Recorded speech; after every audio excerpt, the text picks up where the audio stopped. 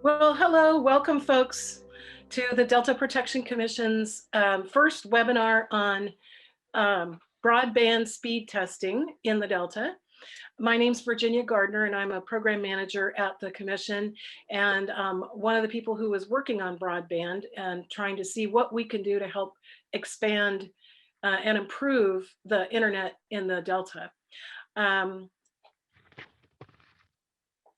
The webinar will be recorded and we will be posting it on our website. So if any of your friends and neighbors are interested in, who could not attend, are interested in getting acquainted with the speed test and how it's used, what it looks like, then they'll be able to look at it soon at any time on our website.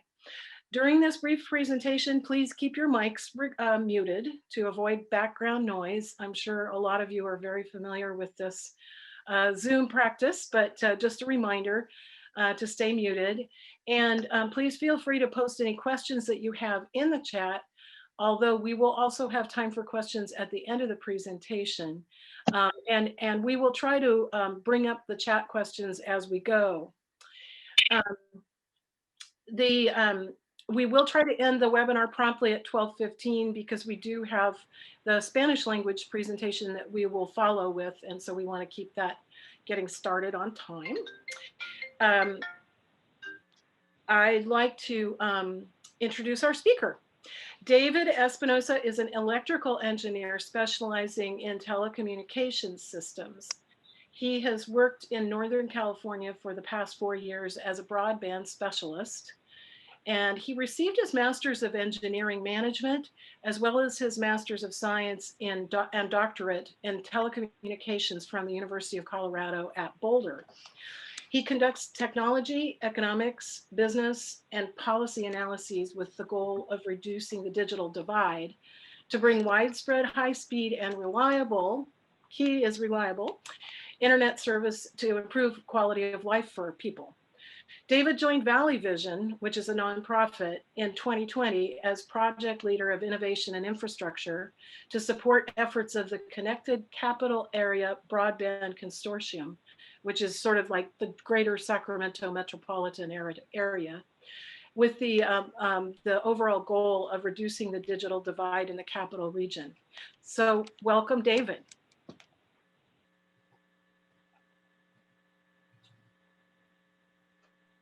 Thank you very much, Virginia. And thank you very much also for the kind invitation to you and the Delta Protection Commission for organizing this event. I'm happy to be here and to work as partners to expand internet service in the Delta region. Well, everyone, thank you very much also for your time. Welcome to the CalSPEED demo, Improving Your Broadband Internet Service in the Delta. Well, thank you very much, Virginia, also for the kind introduction. I am a program manager for innovation and infrastructure at Valley Vision and manager of the Connected Capital Area Broadband Consortium. I'm going to provide a little bit background about the Connected Capital Area Broadband Consortium.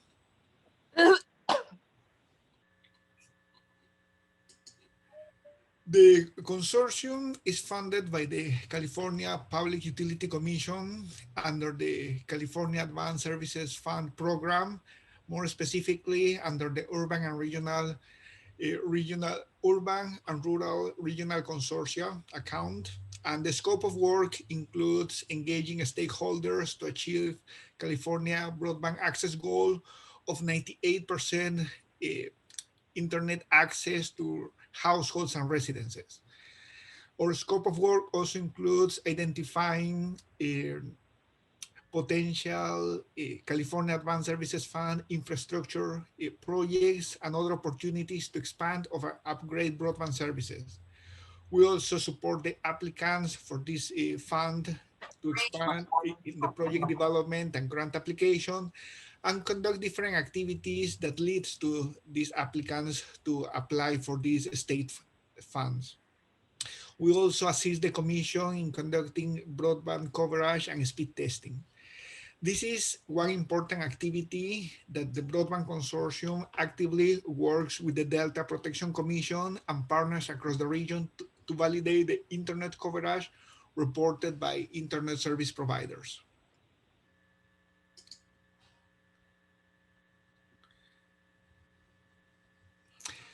For validating the internet coverage and speed, we use the CalSPEED app. This app is a professional level tool developed by the California State University, Monterey Bay, and used by the CPUC to validate speed and coverage.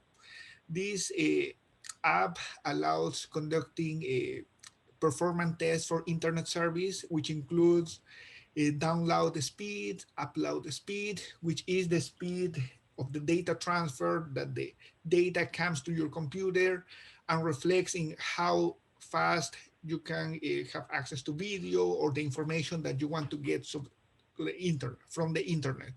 It also measures latency, jitter, which are other two technical parameters, but overall provide you a good experience for internet service. And without further ado, we are going to do the CalSPEED demo, and we will go over different instances for CalSPEED, from finding it to the website, and we are going now to the share a different screen.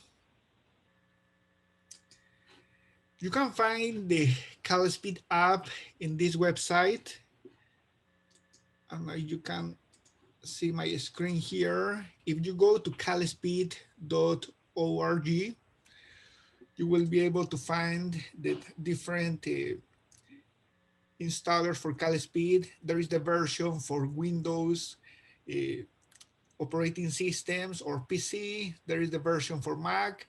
And if you want to use it in your mobile device, you can find in the top right tab also the links to get the CalSPEED app for Android and iPhones. Here I'm gonna do the demo, starting downloading the version for Windows. Windows is the operating system that I have here in my computer. So please, if you can start downloading the version that works for your computer, please, let's do it simultaneously so we can go over the same steps.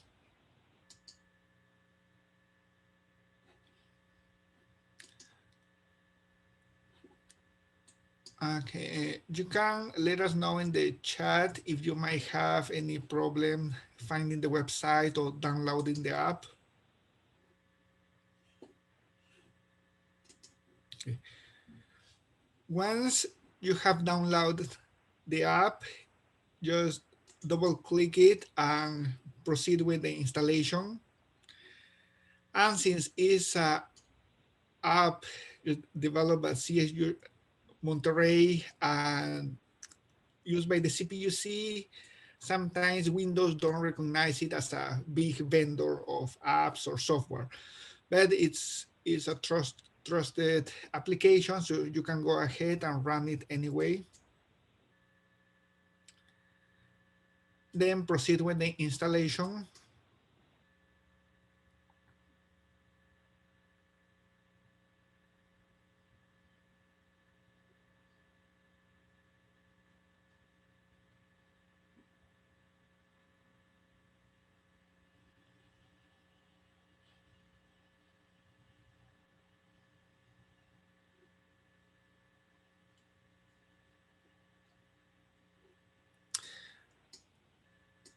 Okay, I'm gonna give a few seconds while the attendees download and install the app. And after the app is installed, you will see this screen here. The CalSPEED app opens and you will be able to see this window.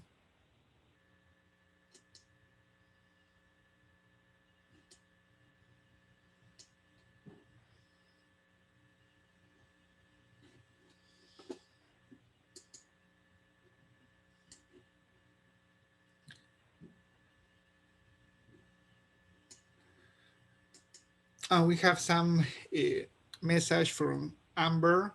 Will this info instructions be emailed or mailed out? The meeting keeps freezing on me and disconnecting. This this demo will be recorded and posted in the Delta Commission website, so it will be available. We can also generate a tutorial, a document, and post it also, send it to Virginia to post it in the Delta Commission website.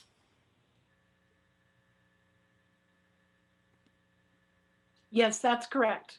We will be posting it, and if there are any problems with viewing it on the website, we can also send information via email. My email address is virginia.gardiner, Gardiner, at delta.ca.gov. And is my email is also on the website under the staff tab.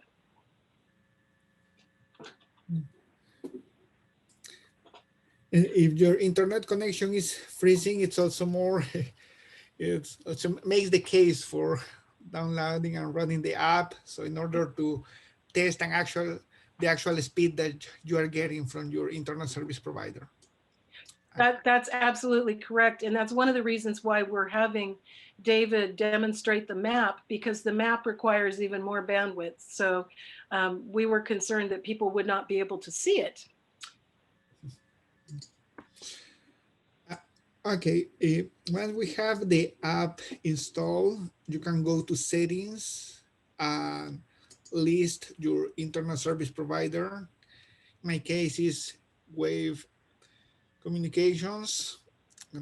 You can enter your address, or if you are switching providers and you have already CalSPEED installed, you can update the information of your ISP, or if you will be conducting the test from a different location, you can also update the address. Here I enter my information, my ISP, current location for the testing, and then you can save this information. Then you can go to the tab on the left, tester, and you will see this screen here, and you can click this button to start the speed test. So when you click the button, the speed test will start, and the app will start in doing the measurement of the upload speed and download speed. Here we can see that the upload speed was measured, and now it's being conducted the download speed.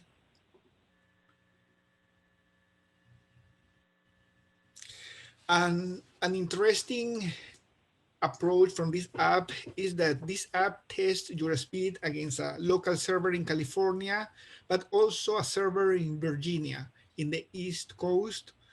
And their final results are average between the speeds and the metrics from the connectivity from your computer to the server in California and the server in Virginia.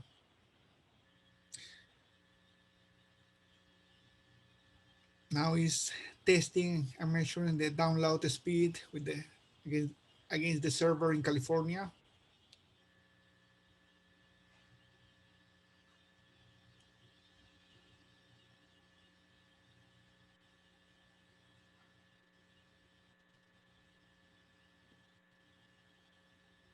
And now it's measuring against the server in Virginia. In both cases, it measures upload speed, is the speed that your internet service has. For example, when you want to upload a file, for example, attach a document or email address, or just send a photo, a picture, or a large file, the higher speed that you have, the faster will be uploading that document. For download speed is the internet bandwidth that you have when you access internet service. If it's in the case of video, for video conference or accessing websites, the faster the speed, the faster you will get refresh the internet information in your computer, either video or the internet, different internet websites. The other parameters, latency, also measures the time for the data packets transferring from your computer to the servers or the providers of the different services that you are accessing. These are the final results from the speed test conducted in my computer, which shows that my upload speed is 5.7 megabits per second and download is 24.7 megabits per second. Latency is 80 milliseconds and jitter is 5 milliseconds. Let's talk a little bit about these upload and download speeds because that is related to the different speed standards that California uses, and there is also a standard for the Federal Communications Commission. Currently, California has the standard of 6 megabits downstream, 1 megabit upstream. That defines which areas California considers as served or that lacks internet speed service as broadband. So if your speed test is above 6 megabits downstream and 1 megabit upstream, then you are above the California standard. The FCC standard is 25 megabits downstream and 3 megabits upstream. In this case, we can see that my results show that I am above the California standard 6 for download and 1 for upload. But for the FCC standard, in upload, I am above 3 megabits, but for download, I am below 25. So if it doesn't meet both download and upload speed standards, then I am below the FCC standard. We can ask some questions, for example, for the attendees in your speed results, if your speed test shows that if you are below or above the California standard or below or above the FCC standard.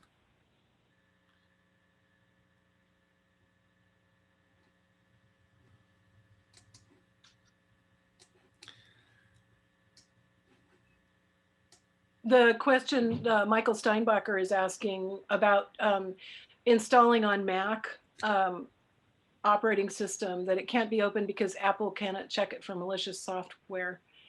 And I believe that's the message that I got the first time that I tried it. But I'm trying to recall, there's an alternate. I think if you get it through the Apple Store. Is that correct, David? I think for the installation in Mac, yeah, there is a shortcut to do it. I can find and send the specific tutorial for Mac and send it to Michael. You can follow up with that. Yeah, I heard that sometimes for Mac sometimes not direct compatibility to install, but it should work out at the end. Yeah. So you can find it. Michael, if you want to send me your email, we can send you the tutorial information. You can just direct message me, Virginia Gardner.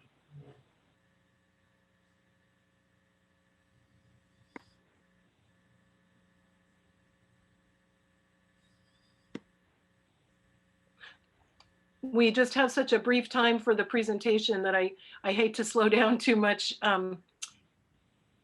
But yeah, okay, great. Thank you. Got the email and we'll send it to you. And in the chat, I'm gonna direct the questions to the audience. What is your speed results?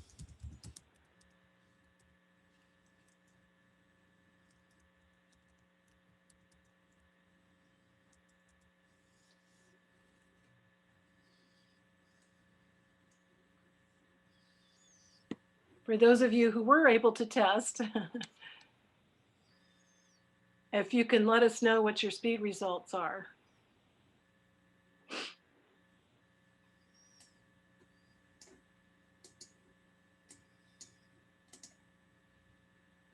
And I'll just mention that when I saw David do this presentation a couple months ago, I believe it was for the Woodland, the Yolo County broadband group, I wasn't able to do it during the presentation either, so I ran into the same problem Michael did. So if we aren't able to get any results, that's okay. We can keep moving. Let me see if I can find really quick a tutorial for Mac. Let me see.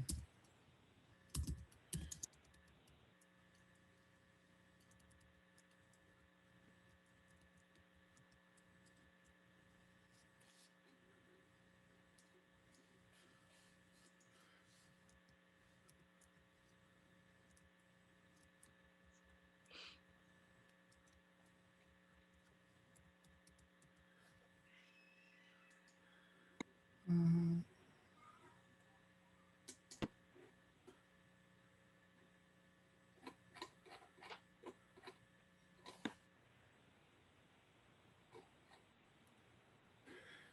okay, I'm copying in the chat a tutorial from the Upstate California Connect Consortium and neighboring consortia, and they have here I install brief tutorial, and I think they explain there how to troubleshoot in the case of problems with Mac installation. You can go to that website that is listed in the chat. So let's go ahead and take a look at the map, David, so that we get time for that. Yes. Thank you for doing that. Yeah. Okay. We have the if you were able to conduct the speed test, you can see these results here in your device.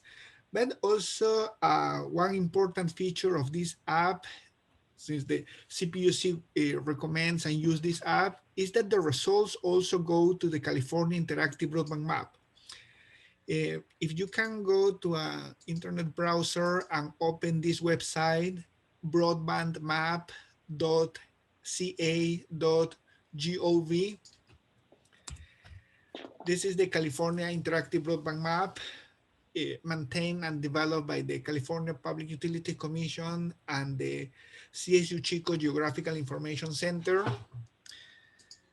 They put together this map, and you can find here this map, and we're gonna do a brief also demo about where to find the CalSPEED results.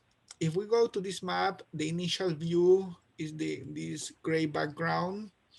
If you go to layers, you can disable this initial yellow areas, which are the infrastructure, California Advanced Services Fund infrastructure eligible areas. But in this moment, we don't need that information. We can unclick that.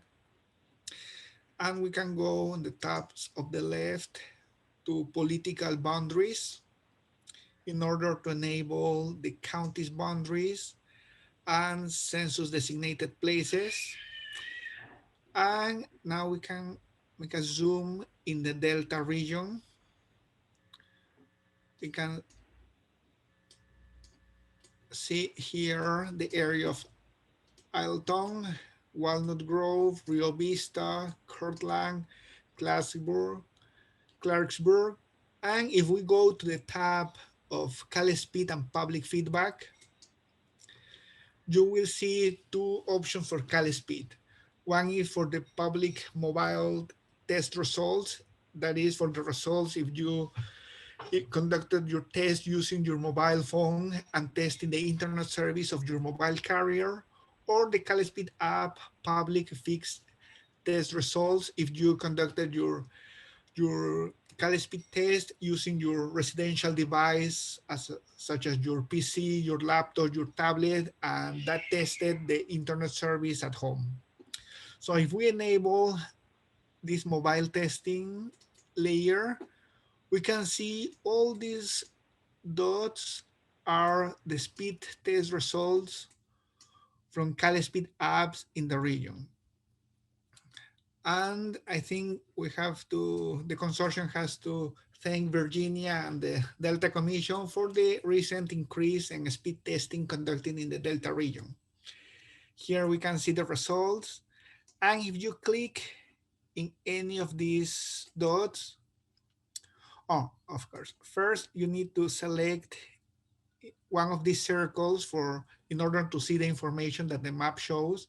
For example, for the CalSPEED mobile public mobile test results, you select that circle, and then if you click any of the speed tests, you will be able to see the date, the time, a technical description of the device, and then the results for the download speed, upload speed, latency, and no other personal information about the user or the internet service used at home. It's just technical information that can help the CPUC to validate the actual levels of speed. Why this is important? Because the CPUC puts together coverage information from the entire state based on a report from the internet service providers. And in many cases, communities, local governments, or other internet service providers have stated the perception that that coverage is different than their perception in their communities. So in order for those cases to validate what is the actual internet coverage and speeds offered, we conduct these speed tests. Then communities or different broadband consortia and the CPUC can work together with ISPs and local governments to identify these gaps on internet service and then work with the ISPs to improve coverage or upgrade service. And in many cases, if this speed test shows that these areas are below the California standard of 6.1, then they can become eligible for state funding for broadband infrastructure, where ISPs can apply, get this funding, and upgrade or expand their networks there. The same for the case of federal subsidies. If these areas are identified that are below the federal standards, then ISPs or other eligible applicants can apply to these infrastructure grants. That's why it's important to conduct these tests.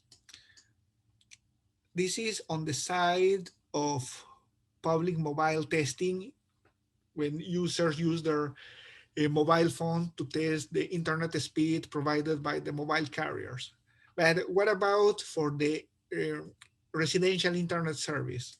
If we go and select the CalSPEED app public fixed test results, we can see a less number of speed tests, much less numbers. So So that there means is, we need more people doing their computers, right? yes, yeah. Okay. We will need to have more users to download the app and conduct the speed test in their computers at home so we can validate what's the actual level of speed coverage in the region. The validation process is very important because based, as I mentioned before, for example, this is the reported coverage from all different internet service providers in the region. So the CPUC put together this combined and aggregated data, and it shows that the different ISPs has already reported level of service and coverage in many areas across the Delta. But if you perceive that the actual service in your area is below what it's being reported, then you can conduct the speed tests, and that will help to validate what's the actual speed available in the area.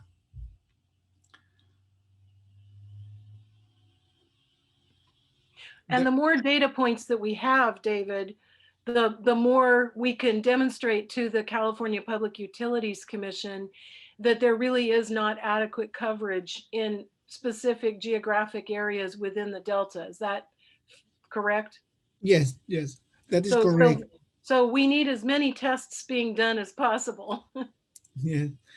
Yes, if we get tests conducted in several census blocks in communities, then that will help us to identify where is the lack of adequate internet service, especially in current COVID times that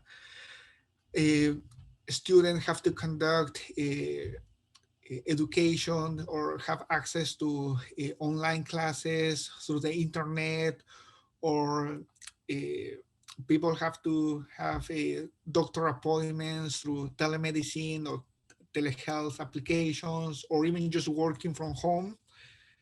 You need to have an adequate internet service.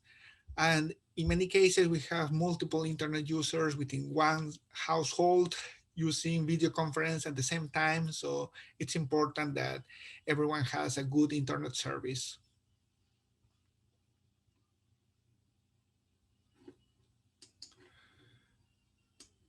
And I think I will open the floor for questions. If you have any question about the app or about this California Interactive Broadband Map, I will be happy to answer. Oh, we got it reported. There we go. Thank you, Michael. Thank you, Michael. Yes, it seemed that Michael's speed is below the California standard, speed standard. So that area, his location, that census block can be eligible for state funding. So within 24 hours, that speed test will show as one of the dots here in the map.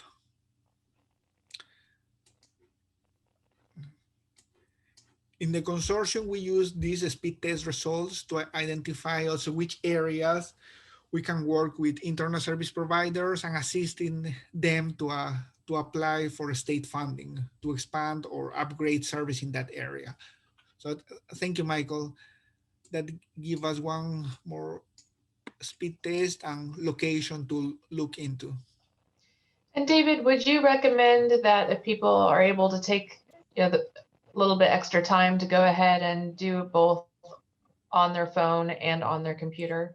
Yes, that's correct. Yes, Virginia, that's a really great idea. I think it's important to test and validate all the different options for internet service from mobile carriers that give you the internet service to your phone, but also the service at home.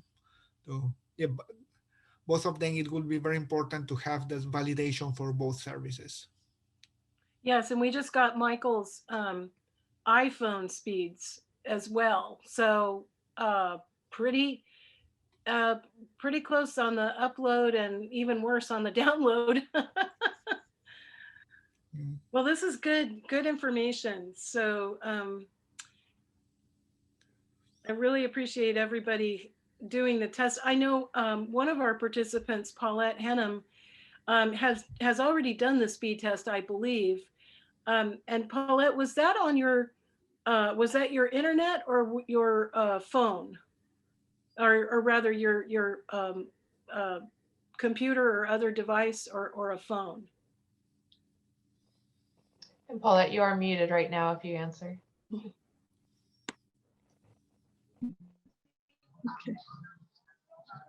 Okay. I believe it was on my computer, but I don't really remember. Okay, that's great. I mean, I know it was some time ago because I recall that you mentioned that you'd already done it. I think it was after our first blast that we did in December. A lot of the Delta tests show up as having been done in December after our first advocating for doing the CalSPEED. And, yes, and I think related to the infrastructure grants and ISPs and other eligible applicants applying for these state subsidies to expand internet service, the next cycle was supposed to be due April the 1st, but the CPUC, due to COVID, other administrative items from the previous cycle, 2020, that they are still reviewing applications. It seems that the 2021 April the 1st deadline will be pushed a little bit back. We will learn more about that at the end of this week. But that's a really cycle coming soon. So the soon we get this information, then we can work with ISPs and encourage them to apply to these state grants and subsidies to improve the internet service in your area. David, I it have a looks like question. Mary has a question. May I ask a quick question? I started today, I haven't been able to do my computer. I went to the Play Store to see if I could download the app on my phone, my Android phone. And when it asked me if I will allow it to access my files and photos, and then it asks if I will allow it to make and manage phone calls. And that all makes me nervous. Why does it want to know that? Yeah, I think that this app doesn't collect any personal information, but I assume that in order to connect and carry out the speed test, need access to those items, but it doesn't use or collect any personal data information. And it's a pretty reliable app developed by CSU Monterey Bay and used by the CPUC. So I can provide a personal assurance and from the Connected Capital Area Broadband Consortium that not personal information from the user is collected.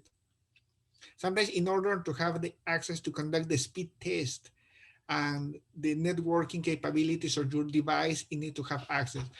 And I can check with the developers about the access for the other items, but I assume that it must be some standard technical procedure in order to have access to display the results as an image there. Well, I'm curious, Mary, is that, this is Virginia Gardner, is that the, on the Google Play Store, they're asking for things like images? Is that what you're saying? It first of all asks if there are 3 questions it asks. It wants to know if it can access your location. Then it wants to know if it can access your files and photos, and there was one other item. And then the third question is, will you allow us to make and manage phone calls? Yeah, that doesn't sound quite right somehow. I wonder, are you sure you're in the right? Yes. I don't have an Android, so I didn't get that message. But I believe you can click in your settings and not allow those. Yeah. You can just say no. Well, Yeah, I clicked I think deny, and then I think it's still it wouldn't around. conduct the test. When I clicked deny, then I tried to run the test and it just closed the app. That's strange. Okay. Maybe we can check into what's going on there. Or I don't know, David, is your phone an Android and you had that same question posed? I have it, the app, but I think I installed the app a few years ago. I don't remember if it asked me that, but I can remove the version I have, install it again, and see if it asks me those questions. Yes, I can follow up with you, Mary. I will remove the version that I have in my phone, download it again, and see what question I ask in order to run the app. Okay. I also got those questions and I tried to deny to see if it would still run through. So maybe what we can do is we can look a little bit more into why it does ask those questions and get back to everybody, so you have a little bit clearer idea of the reason why it asks for those permissions. We'll see what we can do on that. Yeah, because that's something that I would be nervous about too, Mary. I do find that most apps, in order to function on your phone, regardless of what the app is usually going to require some kind of access to even function on your phone. But I definitely understand wanting to understand why it asks for those particular things. Yes, I will check with the developers and to provide some information about that app and those permission and requests for the Android phone. And I think we have a similar question here in the chat from Amber. Is there a way to do the speed test on website instead of the app? It's taking a long time to download the app. Yes, I think that for CalSPEED is only through the app, either for the PC, Mac, or iPhone or Android, is just through the app. Okay. There are other speed tests online, such as from UCLA, MLab, but when we have tested them, it always provides a higher speed than CalSPEED, because many of those apps, I think, test against a server nearby located in California, and as a result, the speed test is higher. And most of the time showing you above the California standard or FCC standard. Hmm. The CalSPEED test is a little bit more stringent because it tests against one server in California and the other in the East Coast and gives you an average. Because in many cases, the applications, the internet services that you might go in the internet is not located in California. Sometimes it's in another state or even sometimes in another geographical location.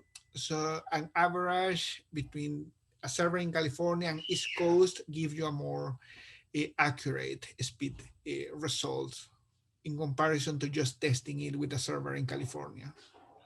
Let me quickly, we have only just a couple minutes left. And Paulette has also posed a question about how this relates to a program that she's seen advertised on TV for internet service for low income, and also the Zillow listings for areas that have a broadband score. And with respect to that, David, I wonder if the Zillow listings are taken from those commercial tests because they would show higher, right. And I think perhaps if you can quickly talk a little bit more. I know you mentioned the grant programs with the state and the feds, but maybe you can touch on that quickly a little bit more. Yes, for the state programs, if an area is identified as having internet service below the 6 megabits download and 1 megabit upload, then that area becomes eligible for any ISP or any other eligible applicants to apply for those grants and improve service in that area. So if because in many cases, ISPs already report that they are above that speed threshold in many areas. If we go to the Delta region here in broadband deployment for service status, all the green areas are reported that they are already above the 6.1 standard. That when we meet and talk with the different communities, local governments, or with the Delta Protection Commission, they mention that residents sometimes identify areas that are already being served 6.1, that they actually experience internet speeds that might be below that. So in order to validate and identify which areas are really below that standard, we conduct the speed test. And then if the area shows being below the 6.1 standard, then it's eligible for state funding. And similar for federal programs, if they are below 10 megabits down, 1 megabit up, or below 25 megabit down, 3 megabits up, then those areas are eligible for some federal programs. In many cases from the FCC or from the USDA Department of Agriculture. It does sound like Paulette is referencing something that's a little bit different, that there might be some kind of program out there for individuals who are low income to be able to get lower cost internet, which I imagine is something very different than kind of what we're doing here. Yes. I think one of the requirements when the ISPs apply for this grant is that they have to offer low income plans. But I wonder if what Colette mentioned is related to adoption, broadband internet adoption programs. There are some low income plans and some programs, but I'm not sure if they are directly to consumers. Oh, but recently, yes, there is some, I think, federal programs for low-income customers that might apply for subsidies. Yes, I think that's very recent. In the consortium, we can review that information and provide more information in detail. Yeah, that's a new item that it was just coming out from the new administration. So we've reached the end of our scheduled time, and it sounds to me as though there have been some excellent questions. I'm wondering, do the people participating now today would a follow-up webinar about the same time of day and day of the week and approximately the same length or longer? Could you put in the chat if that would be something you would be interested in? We'd like to follow up with both more time for questions to be asked and also perhaps more targeted presentations that will help folks understand where the whole broadband picture is in the Delta. Yeah, Virginia, if feel free to send me any questions. Also, I'm posting here my contact information. We can follow up with any information, and I can send you information about the questions being asked here in the chat. Yes, and we can do a like a Q&A that we could post on the website as well from these sessions. Paulette's got a good question about about the grant, whether the grants are for individuals or communities, and that's a whole area of very fruitful discussion because a lot of the communities are definitely trying to figure out how they address those issues, and we're trying to help by identifying specific geographic areas where it would be helpful to prioritize. But there's also the question of which kind of technology would be the most effective given the cost. So those are things that we want to keep delving into. So once again, we have a number of reports, Stacy, that you might mention quickly that are on our website already. Yes, we do. I can stop my sharing. Yes. We have the broadband coverage report that Valley Vision prepared for us, and that's, I believe, posted on the website. Correct? It is, yes. If you go to delta.ca.gov and then hover over our work and go down to community action planning, and I'm sure I wasn't prepared to share my screen, but if you give That's me a okay. moment, I can. But it's pretty easy to find even from our homepage, our broadband link, if you go down to the What's New section or explore our website. But if you go to the website, our work, community action planning, and then on our improved broadband access section, you'll see reports like connecting the Delta Broadband Action Plan, some of these reports from the CPUC, links to this interactive broadband map, as well as downloading the iPhone and Android app and the CalSPEED website. So we do have quite a bit of information on here. I'm actually going to copy this link and I'm going to put it right in the chat so you can get to it easier. Fantastic. Thank you. So we'll need to wrap up so that we can prepare for the Spanish language presentation. But I really want to thank everyone who's participated today, both especially for your questions that helps us understand more of how well we're communicating what it is we're doing and why, and also understanding better what it is that you need that would be helpful, especially in the short term. And so thank you everyone for participating, for either doing the test or attempting to do the test.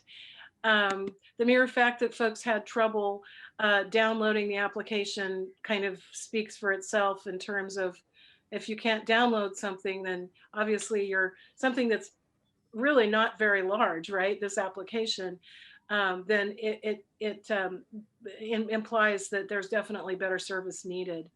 And we can save our chat. So the questions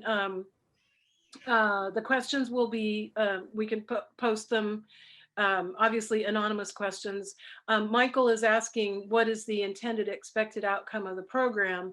And certainly our intent with launching this program is to simply to have the Delta Protection Commission help to identify the areas within the Delta that are severely underserved from the internet service provider perspective.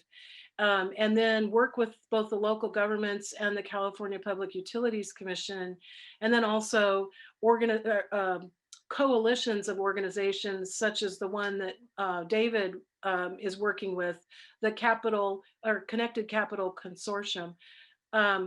Work with all of those groups to identify some ways in which either funding can be brought in or explore the ways that connection can be improved in the most efficient ways possible.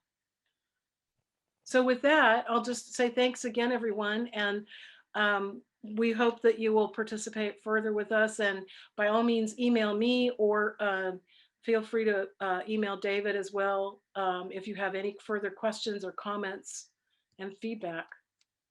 Thank you very much. Thank you, Virginia. Thank you, Stacy. And thank you everyone for attending.